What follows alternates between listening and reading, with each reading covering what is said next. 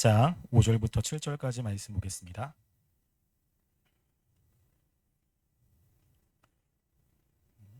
로마서 8장 5절부터 7절까지 말씀 우리 한 목소리로 함께 봉독하겠습니다.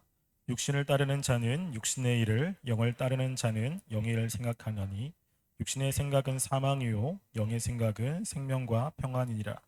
육신의 생각은 하나님과 원수가 되나니 이는 하나님의 법에 굴복하지 아니할 뿐 아니라 할 수도 없느니라. 아멘. 네, 우리 어제까지 수련의 일정을 참 잘 마쳤습니다. 하나님의 은혜와 지배에 관해서 말씀을 살펴보았고 또 여러 가지 활동을 했습니다. 참 감사한 것은 굉장히 좀 더운 날씨 속에 순례가 진행됐고 또 여러 가지 짜증나는 상황이 발생했는데 그래도 잘 묵묵히 따라 주어서 너무나 감사하고 또 임원들도 열심히 해주셔서 참으로 감사합니다. 그래서 참 이번 수련회에 하나님의 은혜가 참 많이 있었다고 생각을 합니다. 그런데 이제 우리가 이제 수련회를 끝났기 때문에 이제부터 우리가 좀 더 마음을 잘 지키고 정신을 차려야 되는 때입니다. 우리가 보통 수련회를 위해서 기도하고 또 수련회에 하나님의 은혜를 부어주심을 기대를 합니다. 그래서 은혜를 받고 난 다음에 그 다음부터 이제 수련회가 끝났다라는 생각을 갖게 되는데 이제부터 영적인 싸움이 굉장히 심각하게 또 치열하게 올 것입니다. 여러분들이 말씀을 듣고 나름대로 하나님 말씀대로 살려고 마음 먹었고 그리고 그렇게 하려고 계획을 세운 분들도 있을 것입니다. 그렇게 살아가면 우리가 하나님이 원하시는 삶을 살잖아요. 또 삶이 변화되고 또 그 사람의 삶이 이제 하나님의 질서 가운데 정립되기 때문에 이제 그것을 이제 죄는 굉장히 싫어합니다. 그렇기 때문에 여러분들이 은혜 받기 전보다 삶이 더 어려울 수 있고 그리고 힘든 일이 발생할 수 있습니다. 그럴 때 우리가 긴장하지 않고 그냥 있다면 이제 점점점 짜증도 많이 나고 일이 벌어지면서 하나님과의 관계가 더 단절되고 예전으로 금방 돌아갈 뿐만이 아니라 더 안 좋아질 수도 있습니다. 그러니까는 우리가 이제 수련회를 끝났고 이제부터 우리에게 주셨던 그 은혜들을 지키기 위한 싸움을 해야 되는 것입니다. 그러니까 더욱더 이제 죄가 여러분 마음속에서 기승을 부릴 겁니다. 그러면 우리가 마음속에서 드는 생각들 또 여러분의 상황들을 잘 보고 그것을 분별하여 내가 어떻게 해야 되는지를 잘 아는 것이 굉장히 중요하겠죠. 그래서 우리가 이 죄가 우리 가운데 이제 또 역사를 하게 되는데 그동안에 우리가 한 4번 정도 죄와 은혜의 지배에 대해서 살펴봤습니다. 여러분 기억이 나시죠? 네, 기억나는데 그거를 조금 정리를 해보면 이렇습니다. 여러분 죄는 우리 마음에 들어와서 가만히 있지 않습니다. 만약에 죄가 가만히 있다면 굳이 죄와의 싸움을 할 필요가 없습니다. 굳이 건들 필요가 없죠. 그런데 죄는 우리 마음속에 들어와서 역사를 하게 되고 우리의 마음의 질서를 깨트리게 만들고 우리의 삶을 피폐하게 만들기 때문에 그렇습니다. 죄가 우리의 삶을 행복하게 만든다면 굳이 죄를와의 싸움이 필요 없는데 죄는 우리를 피폐하게 만들고 삶을 힘들게 만드는 거예요. 그렇기 때문에 우리가 이 죄를 잘 알아야 되는 거죠. 그래서 우리가 죄와의 싸움을 싸울 때 중요한 것은 이 죄는 2가지가 있는데 하나는 아는 죄가 있고 모르는 죄가 있다고 했습니다. 우리가 죄와의 싸움을 싸울 때 중요한 것은 모르는 죄가 아니라 아는 죄라고 이야기를 했죠. 그래서 아는 죄를 가지고 우리가 싸워야 됩니다. 근데 이 죄는 우리 가운데 들어와서 이 계획이 있어요. 계획. 그냥 들어와가지고 힘들게만 만드는 것이 아니라 죄의 계획은 우리의 영혼을 지배하는 겁니다. 그래서 우리의 삶 전체가 하나님의 백성이지만 하나님의 백성다운 삶을 살지 못할 뿐만이 아니라 하나님이 약속하신 그 풍성한 은혜의 약속들이 삶에서 누리지 못하게 하는 것이 이제 죄가 우리 가운데 들어와서 이제 계획을 세우며 나가는 것입니다. 그러니까 분명 하나님의 백성인데 또 하나님의 백성들에게 풍성하게 은혜를 주신다고 약속했는데 근데 나는 그 약속이 뭔지를 잘 모르는 거죠.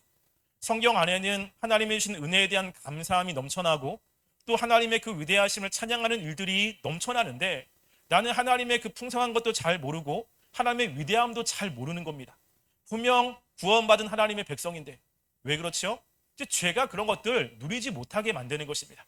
삶을 살아가는데 어떤 확신과 소망 가운데 살아가는 것이 아니라 마음의 불만과 짜증이 넘쳐나고 그리고 삶에 대해서 늘 열등감을 가지며 살아가는 이런 것은 바로 죄가 원하는 삶의 모습이라는 것입니다. 하나님의 백성들은 그렇지 않습니다. 하나님의 백성들은 아무리 힘들고 어려워도 하나님을 바라보며 소망을 갖게 되고, 그리고 자신에게 주신 삶의 분명한 목적을 가지고 열심히 살아가는 것이 하나님의 백성들의 삶의 모습인 것입니다. 그래서 이 죄는 계획을 가지고 우리의 마음속에 있는 내면의 질서를 깨뜨리며 하나님의 위에서 살지 못하게 만드는데, 이 죄가 지배력을 확보하는 방법이 두 가지가 있다고 이야기했어요. 그래서 우리 가운데 역사할 때 그 두 가지는 뭐냐면 속임과 억압이라고 했습니다. 기억나시죠? 그래서 우리가 죄는 끊임없이 우리를 속입니다. 그래서 하나님의 말씀이 이 진리가 아닌 것처럼 속이고, 그리고 힘으로 우리를 제압해서 이 죄 가운데 빠지도록 억압으로 밀어버립니다. 그래서 이 두 가지를 통해서 우리 마음 가운데 이제 지배력을 확보하게 되죠. 그런데 죄가 지배력을 확보할 때, 이제 수련회 때 들었던 말씀을 기억해 보시면 죄가 굉장히 좋아하는 환경이 있다고 이야기를 했습니다. 그러니까 우리가 그 환경에 들어가면 죄의 지배가 더 강해지는 거죠. 그 두 가지 환경 이야기를 했습니다. 무엇이죠? 하나는 실증하고 하나는 게으름입니다. 그러니까 이 두 가지는 연관이 돼 있어요. 그러니까 실증이라는 것은 열렬함이 사라지는 겁니다. 하나님에 대한 뜨거운 사랑, 또 하나님 말씀에 살려고 하는 그 애씀, 이런 것들이 사라지면 권태감이 오고, 그리고 하나님에 대해서 싫은 감정이 들어가게 되는 거죠. 또 우리가 하나님 말씀대로 살아가려면 하나님의 백성들에게 주신 의무들이 있습니다. 말씀도 봐야 되고, 기도도 해야 되고, 예배도 드려야 되고, 그 의무들을 통해서 우리는 은혜의 수단을 통해 하나님의 은혜를 받게 되고, 그것을 통해서 하나님의 임재를 경험하게 되고, 또 하나님을 알게 되는 거죠. 근데 이 게으름이 그런 것들을 멀어지게 만드는 거예요. 내가 해야 되는 그 의무들을 최선을 다하지 않거나 미루거나 해서 하지 못하게 만드는 게으름이 있으면 이제 죄가 지배력을 확보하게 되는 환경이라는 것입니다. 그래서 우리가 이 환경에서 벗어나야 되는 거죠. 마음에 열렬함이 없다면 하나님 열렬함을 위해서 기도해야 되고, 내가 게으르다면 이 게으름을 가지고 기도를 해야 되는 것입니다. 그런데 죄가 우리 가운데 이제 지배력을 가질 때 중요한 것은, 이 죄는 강압적으로 우리에게 영향을 끼치지만 우리의 순종을 사용한다는 것이죠. 그래서 내가 죄가 아무리 강하게 나에게 압력을 가해도 내가 죄에게 순종하지 않으면 죄는 우리의 영혼을 지배할 수가 없습니다. 그러니까 중요한 건 내가 생각도 하고 감정도 있지만 결국 의지적으로 어디에 순종하느냐라고 하는 거예요. 그래서 우리 마음 가운데는 이 죄가 주는 마음과 하나님이 주시는 그 은혜의 마음이 항상 공존합니다. 그러니까 어떤 일을 할 때도 하나님의 말씀대로 순종할 것인지 아니면 죄에게 순종할 것인지 두 가지를 고민하게 되죠. 이거는 저도 마찬가지입니다. 어떤 일을 할 때 분명히 좋지 않은 감정들, 죄의 마음이 있고요. 죄가 주는 생각이 분명히 있습니다. 또 그게 합당할 수도 있어요. 근데 또 한편으로는 그 전혀 합리적이지 않게 하나님 바라보며 그냥 그것들을 하나님 말씀대로 순종하라고 마음속에서 이야기를 하죠. 근데 어떻게 보면 상황적으로나 정황적으로나 그리고 합리적으로나 하나님의 말씀이 말도 되지 않을 때가 있습니다. 어떻게 그렇게 하지? 그러니까 두 가지가 마음속에 늘 싸워요. 그런데 중요한 것은 내가 그 두 가지 마음 가운데 이제 행동으로 나아갈 때 한 가지를 선택해서 나간다고 이야기를 했습니다. 그래서 그 순종이 우리가 죄의 지배 가운데 있느냐, 하나님의 지배 가운데 있느냐라는 것을 결정하는 것이라고 했습니다. 마음속에 갈등이 있는 것, 마을 동에 미운 마음이 생기는 것, 이런 것들은 늘 있을 수 있는 거예요. 그게 나쁜 거긴 하지만 이게 죄의 지배를 강하게 만드는 것은 아니에요. 네, 강하게 만드는 것은 아닙니다. 왜 그렇죠? 네. 그러니까 우리가 내가 이 죄악된 생각을 한다라는 것을 가지고 내가 굉장히 악하나 보다 이렇게 생각하는 게 아니라 지금 죄가 나를 지배하려고 하는구나. 내가 죄로 가게끔 내 안에 역사를 하는구나 라는 생각을 하셔야 돼요. 그래서 그 생각들과 싸워야 되고, 그리고 결국적으로 내가 하나님의 말씀으로 가게끔 해야 되는 것이 중요하다까지 했습니다. 그럼 기억나시죠? 네. 여기까지 이제 우리가 한 겁니다. 자, 오늘 이제 할 것은 뭐냐면, 이제 죄가 우리 가운데 지배력을 행사할 때 이제 어떻게 점점점 발전시키느냐라고 하는 것입니다. 그 중에 하나가 뭐냐면요, 죄는 우리가 이제 죄로 가게끔 할 때 이 죄에 대한 확신을 무뎌지게 만드는 겁니다. 이거 잘 여러분 생각하셔야 돼요. 자, 우리 마음 가운데는 이 민감함이 있습니다. 그 민감함은 두 가지가 있는데 하나는 친화적인 민감함이 있고요. 하나는 이 저항적인 민감함이 있어요. 그래서 친화적인 민감함은 내가 무엇인가를 좋아할 때 그것이 굉장히 친하게 다가오는 거예요. 그래서 여러분 술을 좋아하는 사람들은 술 냄새가 되게 좋죠. 되게 친감하게 민감한 겁니다. 그러니까 술 냄새가 딱 나면 반응이 막 있고 그것 때문에 너무 좋은 거예요. 이게. 그런데 술을 싫어하는 사람들은 어떻습니까? 술 냄새가 딱 들면 마음에 거부감이 생기죠. 이게 저항적인 민감함입니다. 여러분 제가 우리 집사람하고 결혼할 때 굉장히 중요하게 영향을 끼쳤던 것 중에 하나가 뭐냐면 향수입니다. 향수. 향수가 굉장히 중요하게 영향을 끼치긴 했어요. 제가 신대원 들어가고서 그때부터 향수를 뿌리기 시작했습니다. 그때부터 이제 웬 바람이 분지 모르겠지만 갑자기 향수를 사고 싶어가지고 그때 이제 불가리 블론프 해가지고 이제 지금도 뿌리고 있습니다. 거의 20년 가까이 뿌리고 있는데 그때 처음 뿌린 거예요. 근데 이제 저희 집사람이 신대원 준비할 때 함께 공부했던 그 멤버 가운데 나이가 조금 오빠가 한 분 있습니다. 결혼했어요. 결혼했는데 친하게 지냈고 근데 그 형에게 맡았던 향수의 냄새가 저한테도 나는 거예요. 그러니까는 굉장히 좀 호감이 있었던 그 오빠에게 났던 향기가 신대원에 들어갔는데 저한테 나기 시작한 거죠. 그러니까 어떻습니까? 이 여성분들 좀 후각 같은 데 조금 이렇게 중요하잖아요. 그러니까 이제 관심이 있는 거예요. 저 또 맨 앞에 앉았거든요. 맨 앞에 앉고 또 좋은 향수도 있고 또 이렇게 같이 말도 좀 하는데 잘 통하고 그래서 저희 집사를 만나게 된 계기 가운데 하나가 향수가 있습니다. 이게 뭐죠? 친화적인 민감함. 만약에 그 향수가 싫었다면 만날 수가 없겠죠. 그러니까 뭔가 좋은 향인 거예요. 그런 마찬가지로 죄가 우리 가운데 들어왔을 때 이제 이 마음 속에 죄에 대한 이 거부적 이 민감함, 저항적 민감함을 없애야 되는 거예요. 죄가 들어왔는데 그게 자꾸만 거부감이 들어. 여러분 그러면 죄는 우리 마음 가운데 들어올 수가 없죠. 그러니까 우리가 죄에 대해서 이 거부감이 아니라 죄에 대한 친밀함을 갖게 만들어야 됩니다. 여러분 성경에 보면 요셉이 있지 않습니까? 요셉이 보디발이 유혹을 하는 거예요. 근데 요셉이 뿌리쳤잖아요. 근데 그 당시에는 보편적으로 그런 일이 벌어졌습니다. 그러면 만약에 요셉의 마음 가운데 그 음행이나 아니면 그 죄에 대한 이 친화적인 민감함이 있다면 그 죄에 대해서 거부하지 않습니다. 그런데 요셉은 마음 가운데 뭐가 있죠? 이 저항적 민감함이 있는 거예요. 딱 들어왔을 때 그게 마음속에서부터 이제 거절하고자 하는 마음이 강하게 되니까 그렇게 못 가는 거죠. 이게. 그래서 이 바울도 보면 자신에 대해서 뭐라고 이야기냐면 나는 죄인 중에 계시다라고 이야기하잖아요. 그러니까 자기가 볼 때 자기 안에 죄에 대한 것들이 너무 많은 거예요.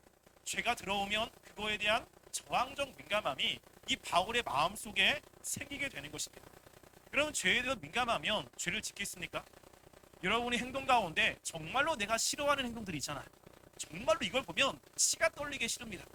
여러분 그 행동을 하는 이성이 나한테 다가오면 그럼 호감을 가지고 그 사람과 관계를 맺겠습니까? 싫다고요. 그 사람과 관계를 맺기도 싫고 그리고 멀리하고 싶은 마음이 생기잖아요. 그러니까 하나님의 백성들이 하나님의 자녀가 되었을 때 이 하나님의 은혜를 받고자 하는 이런 마음이 있지만 이 죄가 그러한 은혜에 대한 친화적인 민감함을 제거하고 이제 죄에 대해서 친화적인 민감함을 갖게 만들면 어떻겠습니까? 그러면 죄를 짓게 되는 거예요. 그래서 여러분들이 하나님의 은혜 가운데 있다면 이제 말씀을 통해서 무엇이 옳은지 그른지에 대한 이 분별력이 대부분 있습니다. 내가 좋아하고 않고는 둘째 문제고 야 이건 죄야 이거는 하면 안 돼 라는 기준이 나름대로 있잖아요. 여러분 근데 그 기준에 따라서 내가 무엇인가를 하게 되면 그 자연적으로 하나님의 백성 마음 가운데 생기는 것이 있습니다. 이게 뭐냐면 자책감이에요. 죄책감이 마음 가운데 들어올 수밖에 없죠. 그러니까 분명히 하나님이 원하시는 일인데 네가 그것을 했어. 그러니까 그걸 가지고 마음에 이 죄책감이 막 생기는 거예요. 이 죄책감이 커져서 하나님께 회개를 하기도 하고 하나님께 가서 도움을 구하기도 하지 않습니까? 그러니까 죄책감이 있다는 것은 굉장히 중요한 것이에요.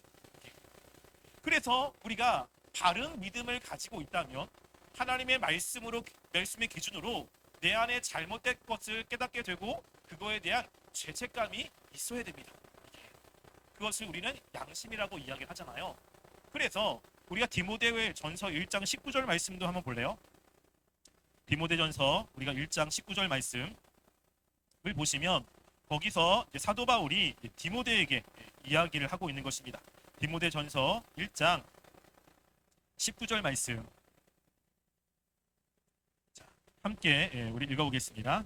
자, 1장 19절 읽겠습니다. 시작. 믿음과 착한 양심을 가지라.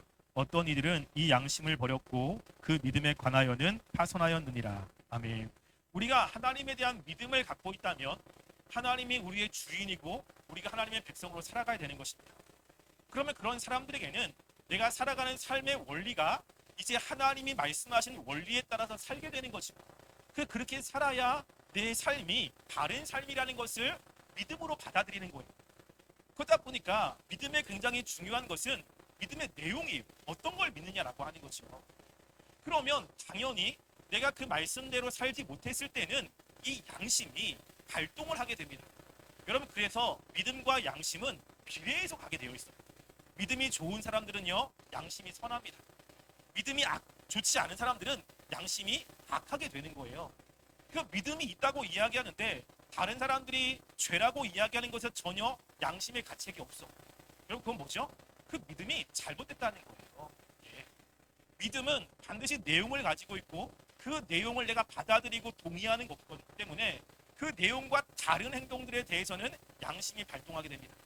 여러분, 그래서 이 믿음과 착한 양심을 가지라고 이야기하며 그 다음에는 하나님의 믿음에서 파손한 사람들에 대해서 이야기를 합니다. 즉 배신한 사람, 배신자에 대해서 이야기를 하는데 그 배신자에서 뭐라고 이야기하죠? 그들은 양심을 버렸다는 겁니다. 양심. 그리고 그 양심을 버린 것을 다른 말로 하면 그 믿음에 관해서 파손했다라고 하는 거예요. 그래서 하나님이 주시는 바른 믿음을 가지고 있지 않다면 양심은 무뎌집니다. 그리고 양심이 화인받게 됩니다. 그러니까 양심이 전혀 자신의 죄에 대해서 죄책감이라는 것이 없는 거예요. 뭐라고 이야기하죠? 하나님이 우리를 다 용서해 줬는데 괜찮지 않아? 그러니까 왜 그렇죠? 하나 친밀하지 않아요. 친밀하면 하나님이 우리를 용서해 준 것도 용서해 준 거지만 정말로 하나님이 사랑하면 하나님이 원하시지 않는 행동을 안 하고 싶은 것이 당연한 겁니다. 내가 정말로 사랑하는 이성이 있다면 그 이성이 싫어하는 것을 계속한다 라고 한다면 그 사람은 사랑하는 게 아니겠죠. 그 사람이 너무 싫어하면 내가 그것을 안 하게 되는 거예요. 친밀하기 때문에. 그런데 그 사람을 사랑한다고 하는데 정말로 싫어하는 행동들을 밥 먹듯 한다. 여러분, 그러면 그 사람을 사랑하는 마음이 진짜입니까? 가짜입니까? 가짜예요. 그럴 수가 없다. 믿음이라는 것은 하나님을 분명히 신뢰하는 것이고 그리고 하나님을 의지하는 것인데 내가 정말로 의지하는 하나님이 싫어하는 행동에 대해서 나는 하나님이 나를 용서해 준다고 그것에 대해서 양심의 가책이 없다라고 한다는 것은 무엇이죠? 그 사람이 하나님에 대한 믿음이 진짜가 아니라는 거예요. 그냥 믿는다고 이야기를 하는 것이지 실제로 그것에 대해서 명확하게 정말 하나님 인정하는 그런 것이 아니라는 것입니다. 여러분, 그래서 정말로 이 감옥에 들어간 죄수들 가운데 정말로 사회에서 보면 악한 죄를 많이 졌잖아요. 여러분, 근데 그 죄수 가운데 대부분 자신이 죄라는 생각을 가진 사람이 별로 없다고 해요. 자신이 정말로 잘못했다는 생각을 별로 안 한다고 합니다. 그럴 수밖에 없지. 사회가 그랬고 저 사람이 그랬고 이 사람이 그랬고 나는 그럴 수밖에 없는 거야. 그러니까 내가 뭘 잘못했는데 그 사람이 그렇게 하지 않았다면 난 안 했다는 거죠. 그러니까 분명히 그 사람 자신이 무엇인가를 결정해서 했는데 그것에 대해서 죄책감이 별로 없습니다. 죄인들의 특징이 대부분 그래요. 의인들은 자신이 잘못한 거에서 정확하지. 그러니까 죄가 이 하나님의 말씀을 떠나게 만들 때는 그 뭐죠? 이 죄책감, 이 양심을 무뎌지게 만들어야 되는 것입니다. 그럴 때 죄책감으로 이제 양심이 무뎌지게 만들려면 제일 중요한 게 뭐냐면요, 옳으냐 그르냐라고 하는 것에 대한 생각이 이제 바뀌어야 되는 거예요. 여러분, 제가 계속해서 죄에 대한 이야기를 할 때 계속 중요하게 이야기하는 것이 지성에 관한 이야기를 굉장히 많이 했습니다. 마찬가지, 이 굉장히 중요한 거죠. 왜냐하면 양심이라는 것은 지성과 관련되어 있어요. 내가 틀린 것을 행했을 때 양심이 발동이 되거든요. 근데 내가 그 틀리지 않았다고 생각해. 그럼 양심은 절대 발동이 되지 않습니다. 다른 사람이 다 틀렸다고 하는데 나는 옳아. 난 그게 왜 틀린지 모르겠어. 그러면 양심의 가책은 있을 수가 없는 거예요. 예.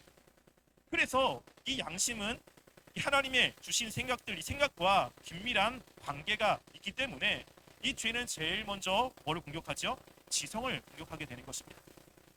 그래서 이 지성을 통해서 이 죄에 대한 생각을 없애는 것이 이 마귀가 죄가 하는 굉장히 중요한 것 가운데 하나라는 것입니다.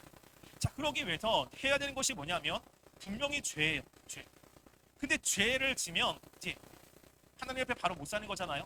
죄를 지면 이제 그것이 양심의 가책을 받는데 가책을 받지 못하게 만들기 위해서 뭘 하냐면요.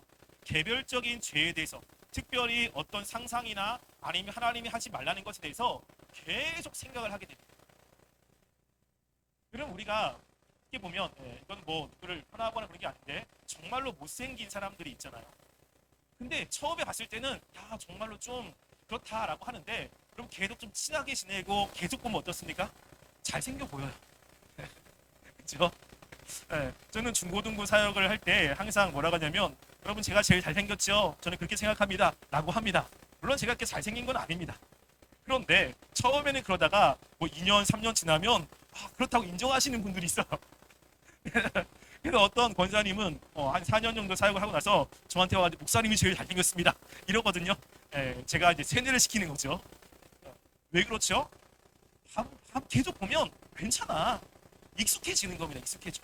그래서 처음에 그렇게 좀 이렇게 거부감이 있었던 것도 계속 보고 또 계속 관계를 맺으면 점점점 그 거부감이 사라지는 것들을 경험하게 되죠. 그럼 죄가 그런 거예요. 죄가 분명히 이것은 죄입니다. 그러면 그것에 대해서 바로 들어오면 거부감을 갖는데 이 죄에 대한 생각을 계속하게 되는 거예요. 여러분 제정신으로 사람을 죽이는 사람은 별로 없을 것입니다. 근데 사람을 죽이죠. 왜 사람을 죽이겠습니까?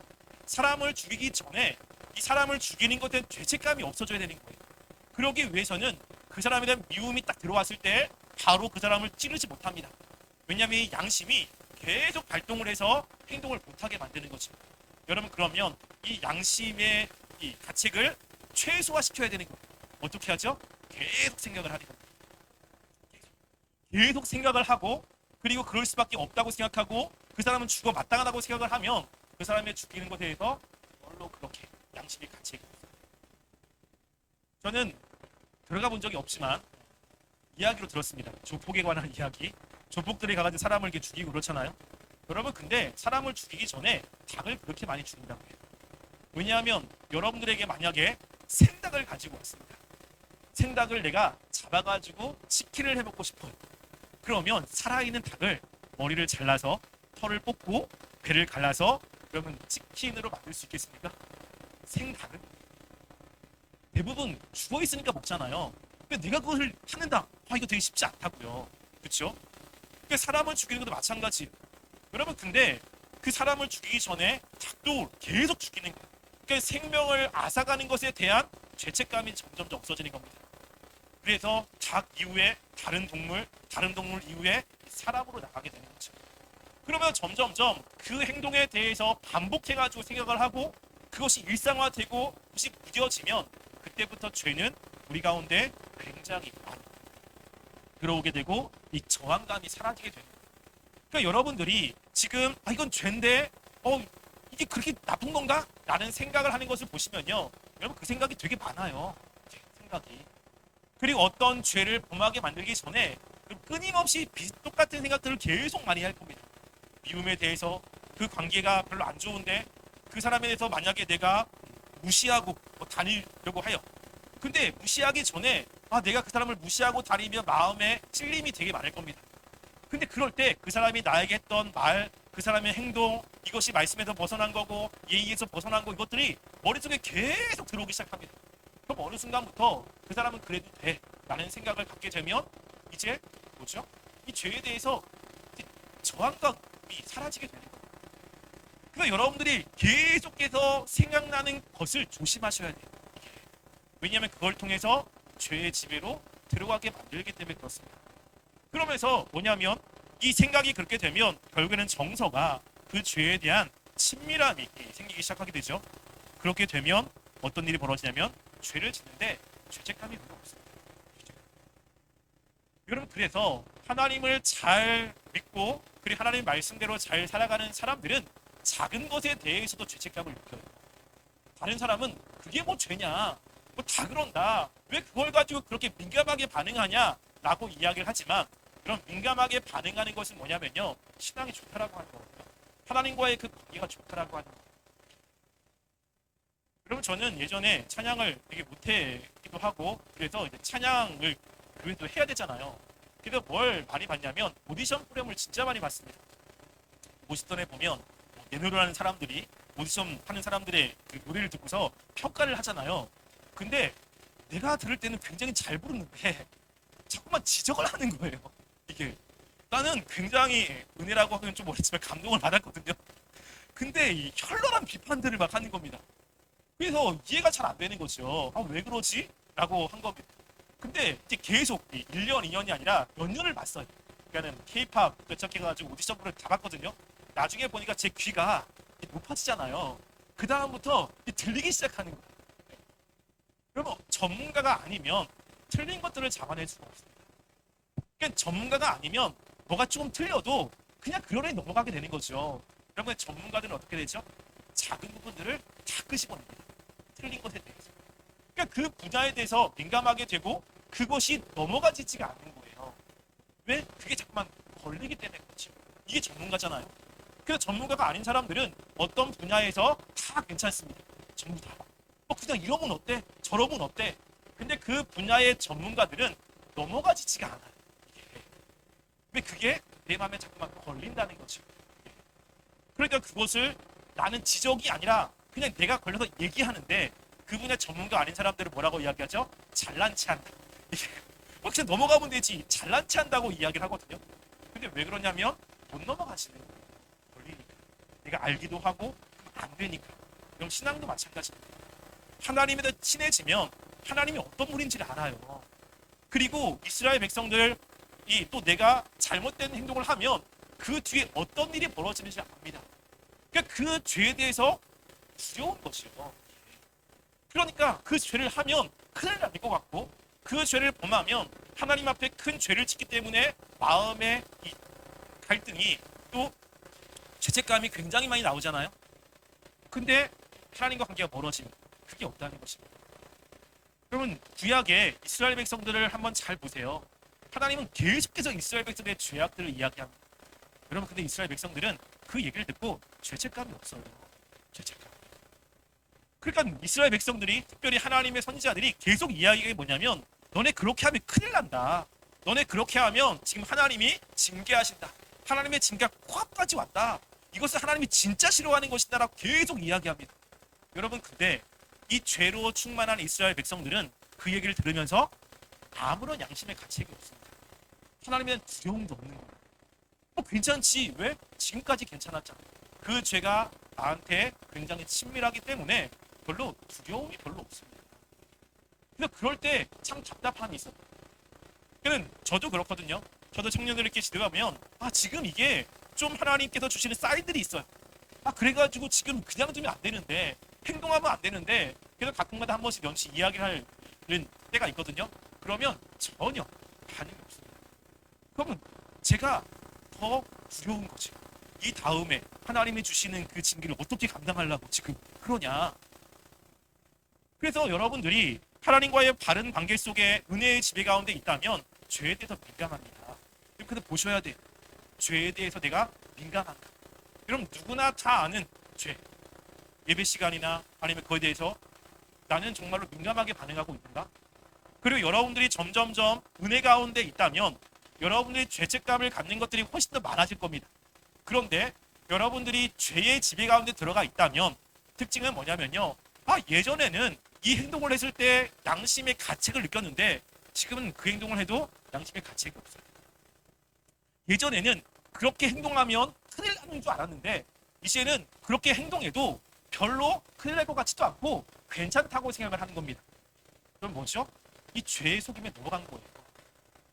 여러분, 아담과 하와가 선악을 알게 한 나무 열매를 먹으면 죽는다고 생각했습니다. 그걸 먹으면 하나님의 진노가 있다고 생각을 한 거예요. 볼 때마다 두려웠을 것입니다. 가까이 가지 않으려고 노력했을 것입니다. 왜냐하면 하나님의 그 진노에 대한 명확한 인식이 있기 때문이지. 그런데 이 마귀가 뱀으로 둔갑해서 계속 이야기합니다. 계속. 그럴 때 아담과 하와가 선악을 알게 한 나무를 따먹을 그때쯤 되면 여러분 그 나무가 나한테 그 나무 열매를 따먹으면 하나님의 진노가 있다라고 하는 그 인식이 있었을까요? 없었을까요? 없었겠죠. 그러니까 하나님과 바른 관계가 있을 때랑 죄의 지배 가운데 있을 때랑 똑같은 것을 보았을 때 가책이 달라요. 가책. 그래서 교회에서 말씀을 많이 아느냐, 교회에서 열심히 했느냐, 이것도 중요하지만 더 중요한 건 뭐냐면요. 내가 그 일을 감당할 때 하나님의 은혜의 통치 가운데 있느냐, 죄의 통치 가운데 있느냐라고 하는 거예요. 죄의 통치 가운데 있으면서 주의를 하는 것은 주님 별로 기뻐하지 않습니다. 여러분 예수님 당시의 바리새인들은 전부 다 말씀을 가르치는 사람이었고 그리고 사람들에게 하나님을 믿으라고 이야기했던 사람들이에요. 근데 예수님이 그들에게 이야기하기를 그들 마음에는 악독이 가득합니다. 그들 마음속에는 하나님을 사랑하는 마음이 없습니다. 그러면 하나님의 일을 하는 거지. 예수님이 하시는 말씀이 목사의 자식들이라고 이야기하고 그들에게 화가 있을 거라고 이야기를 하잖아요. 중요한 것은 내가 무엇을 하느냐라고 하는 것보다는 어떤 통치 가운데 있느냐라고 하는 겁니다. 하나님의 은혜의 통치 가운데서 주님의 일을 하면 주님은 그것이 그 행동들을 기쁘게 받아줄 것입니다. 근데 내가 그 죄의 통치 가운데 있으면서 주의를 한다라고 한다면 그 일이 하나님의 영광이 되지 못합니다. 아무리 열심히 해도 그 일이 교회에 유익이 되지 못합니다. 그래서 우리가 주의를 할 때 내가 죄 가운데 있는지 은혜 가운데 있는지를 잘 분별하는 것이 중요하다는 것입니다. 여러분들은 죄에 대해서 이 친화적인 민감함입니까? 아니면 저항적인 민감함입니까? 여러분 어떤 행동을 했을 때 마음속에서 이것을 하지 말아야 되지라고 하는 죄책감이 있습니까? 아니면 전혀 죄책감이 없이 그냥 살아가게 됩니까? 죄책감이 없다면 분명히 죄의 지배 가운데 있을 가능성이 굉장히 높습니다. 여러분들이 작은 것이라도 무엇인가를 했을 때 하나님이 싫어하는 것이라는 양심의 가책이 있다면 그리고 죄가 들어왔을 때 그것을 하지 말아야 된다라고 하는 마음속에 이 저항적인 민감함이 있다면 그래도 은혜의 통치 가운데 있을 가능성이 훨씬 더 높습니다. 여러분들이 현재 어떤 상태에 있는지를 한번 잘 생각해 보세요. 그리고 하나님의 은혜는 이 하나님의 은혜의 통치 가운데 있는 사람들이 누려지는 것입니다. 그리고 그런 사람들을 하나님이 옳은 길로 인도하시고 그리고 하나님의 역사들을 경험하게 될 것입니다. 따라서 만약에 내가 죄의 통치 가운데 있는 것 같다라고 한다면 그럼 기도하셔야 돼요. 다른 것보다 하나님 내가 하나님의 은혜를 더 경험하길 원합니다. 왜냐하면 죄를 이길 수 있는 유일한 방법은 하나님의 은혜밖에 없어요. 말씀을 통해서 기도를 통해서 하나님이 경험되게 하시고 말씀들이 마음 가운데 심겨지게 하시고 내 삶의 방향이 하나님께로 향할 수 있도록 하나님 내 마음에 굳어있는 마음을 깨트려 주시고 죄의 통치에서 벗어나게 하셔서 내가 하나님을 향해서 살아갈 수 있는 마음을 달라고 기도하시면 하나님의 백성들에게는 하나님의 그런 은혜를 베풀어 주실 것입니다. 여러분들이 이 죄의 통치가 아니라 은혜의 통치 가운데 있었으면 좋겠고요. 현재 내 모습을 정확히 보고 그리고 해야 될 것들을 잘 감당하여 하나님의 은혜 가운데 거하는 청년부가 되기를 간절히 소원합니다. 기도하겠습니다.